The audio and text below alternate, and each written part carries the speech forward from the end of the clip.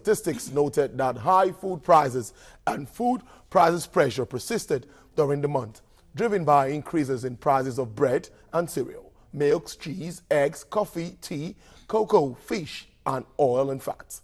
The Consumer Price Index, which measures inflation, increased by 15.90% year-on-year in November 2017.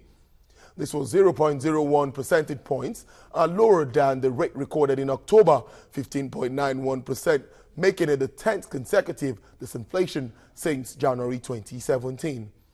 On month-on-month basis, the headline index increased by 0.78% in November 2017, 0.02%, higher percentage point rate of 0.76% recorded in October. Well, I have the head research FSDH Merchant Bank, Ayo Akinwunmi, in the studio. We're going to be speaking more on this. Thank you very much for joining us. Thank you for having me tonight. Well, inflation figures are out again. What do you see? What would you see with this decrease we have now, 0.01%, kind of marginal? Yeah, it's quite marginal. FXDH Research released a note prior to the release, first week of this month, and we expected that the inflation rate will decelerate to about 15.84, but then we eventually have 15.90, which was marginal decrease from what we had in the month of October. However, what is very important in this one is the fact that core inflation, core index, which is actually all items prices index, less the prices of agricultural produce, which is quite volatile, increased in this month, but from 12, I think 12 to 12.0.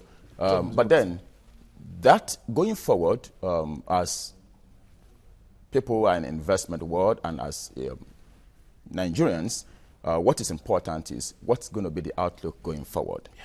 Yeah. Food prices is still quite high on account of so many challenges that we have in the country, which progressively the federal government is trying to address. Yeah. In addition, with the support from the Central Bank of Nigeria, we see inflation going down gradually to December, and towards next year, forecast shows that maybe around July and August next year, we are going to see single-digit inflation rates, provided there is no adjustment to the pump price of petroleum, premium we have at the moment. Yeah. So because the reality of the matter is that the economic fundamentals at the moment actually favor an adjustment. But otherwise, the subsidy may have to increase. And if federal government is able to do that, then they may keep the price at this level. But then if there is an adjustment, it may likely shift the inflation curve by about 200 to 300 basis points, but then we will still likely going to have inflation numbers in 2018 lower than what we have in 2017. And that's good news, I think, for us. Indeed, good news. But I still want to go back to the issues surrounding food prices. Lots of issues we still have. Lots of deals, Lagos and the Kebbi rice thing. But many are still coming out to say, we've not really, the agricultural issue, there's still a challenge. I don't know what you think. What's the real problem? Because we expect bountiful harvest at this time, and lots of food produce should be all around and at cheaper rates too. But it's not happening. Okay, there are a lot of challenges that needs to be addressed before we can have sustainable, good harvest, good yield that will impact food prices substantially. Yeah. Yes. Increasingly, we're beginning to produce rice.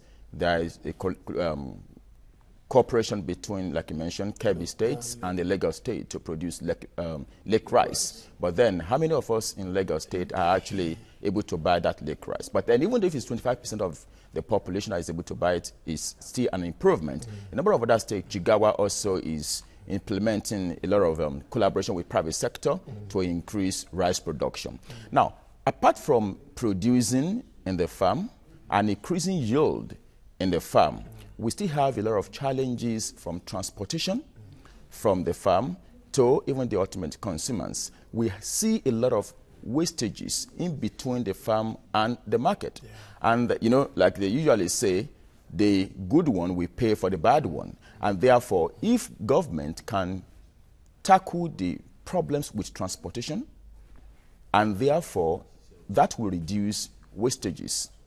When wastages are reduced, it will impact profitability, it will impact price, and it will impact what we have as consumer prices that we have in the country. And we must also note that the consumer price index, the inflation that where you get the inflation rate that the NBS produces on a monthly basis, is dominated by food. 51% of that basket of index is made up of food. So if something can reduce food prices by say 5%, it will impact inflation rate. Okay, Central Bank is supporting that agricultural sector with a lot of funding at low interest rates. So, but the issue is not really, and in fact, last time the governor of the Central Bank was discussing about it, he said, Nigerians have not even taken up to half of that fund, right? Million. But then, banks are not even lending as much as they should lend to them because of all the problems that are associated with it.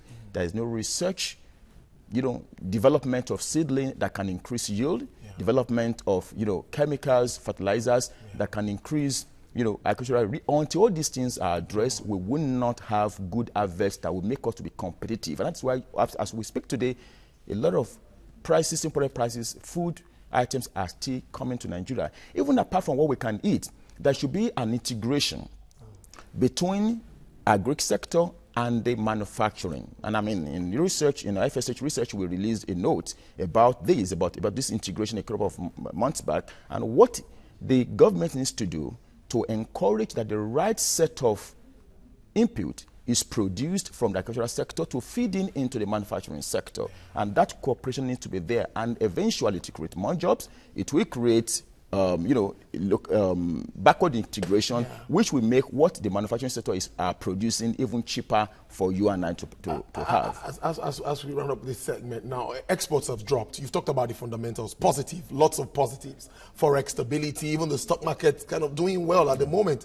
So with this space, what are the projections? You've said next year, but many said by mid next year, single-digit inflation. Yeah. So if all things remain normal and we continue at this pace, agriculture is improved, and what are the projections for next year? I think in terms of inflation rate, I've mentioned that we expect that there will be single-digit inflation rates towards mid next year, provided there is an adjustment to PMS pump price. Number one, in terms of FX rates, we expect there will be stability.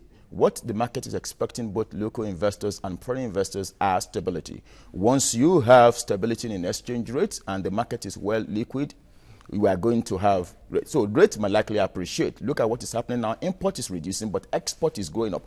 But that again, it depends on what happened to crude oil price. Crude oil price, the latest number that the NBS released shows that our export is dominated by oil. 83% of that is oil, crude oil.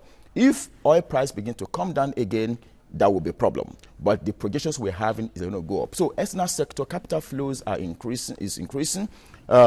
Trades, export is increasing, import is reducing. So I think next year, and interest rates are dropping a little bit, at least from the short end of the market, which will encourage corporates to go and raise long-term fund at a cheaper rate. So profitability will increase next year, and stock market, we think that even at over 40% this year, that we should close this year, it will likely do as much as that next year. So we are going to be making more money next year, and the Nigerians should be waiting for a good time to come. Indeed, Ayo Akinwunmi, Head Research, FSDH Merchant Bank. It's always a pleasure talking to you in business tonight. Thank you very much for having me. Thank you.